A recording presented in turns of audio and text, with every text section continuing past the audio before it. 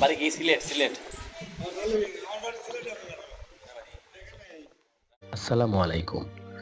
আজকে আপনাদের সাথে পাবনা মানসিক হাসপাতালের দুর্ভোগ নিয়ে কথা বলব।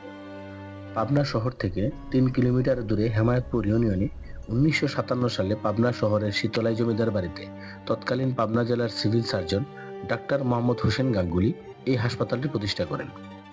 প্রতিষ্ঠার বছরই হাসপাতালের কার্যক্রম শুরু হয়। প্রথম বছর হাসপাতালে মানসিক রোগী ভর্তি হয়েছিল ৮০ জন।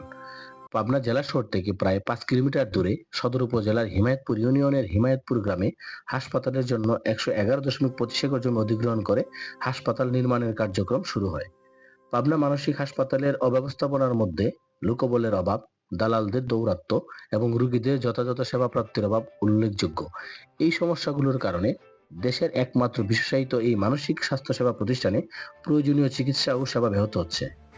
হাসপাতালটিতে পর্যাপ্ত চিকিৎসক, নার্স ও অন্যান্য কর্মীর অভাব রয়েছে, যা রোগীদের মানসম্মত সেবা দিতে বাধা সৃষ্টি করে।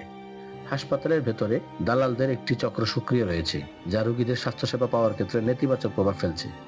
রোগীদের প্রতি যথাযথ মনোযোগ না দেওয়া, তাদের নিরাপত্তা নিশ্চিত না করা এবং অনেক ক্ষেত্রে রোগীর সাথে ভালো ব্যবহার না করার মতো অভিযোগও রয়েছে।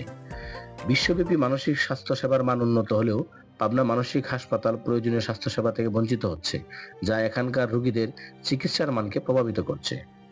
কিছু কিছু ক্ষেত্রে মানসিক রোগী না হওয়া সত্ত্বেও কিছু ব্যক্তি হাসপাতালে বন্দী থাকছেন এবং তাদের প্রতি অন্যায় আচরণ করা হচ্ছে বলে অভিযোগ রয়েছে।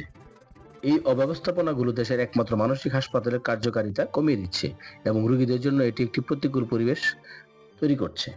এই তথ্যবহুল ভিডিওটি ভালো লাগলে পেজটিকে ফলো দিয়ে রাখুন, লাইক, কমেন্ট এবং শেয়ারের মাধ্যমে সবাইকে জানার সুযোগ করে দিন।